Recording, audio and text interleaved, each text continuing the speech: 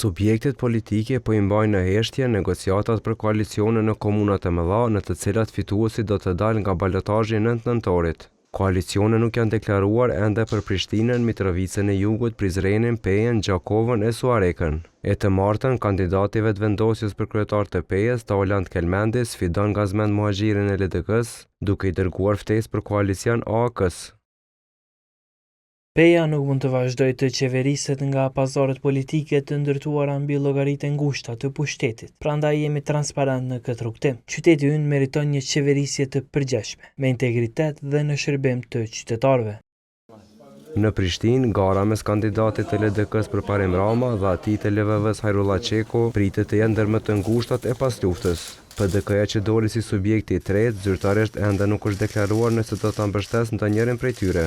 Situata e ngjashme paraqitet edhe në Mitrovicë, ku në balotazh garojnë Faton Peci vetëvendosjes dhe Arjan Tahiri PDK-s. Votat e kandidatit të LDK-s që doli i tretë në këtë komunë mund të jenë përcaktuese për fitoren e balotazh.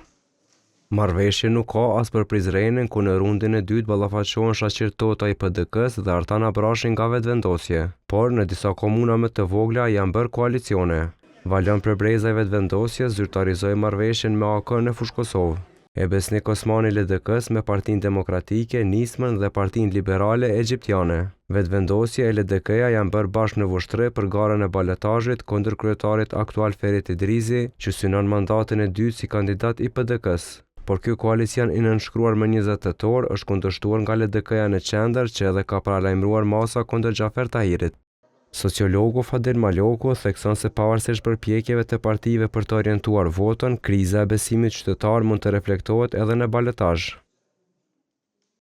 Kjo krizë besimi manifestohet sa herë qytetari thirrët të votojë. Kjo gjendje na tregon se ekziston një krizë evidente e kontratës sociale midis qytetarit dhe përfaqësuesit të tij politik.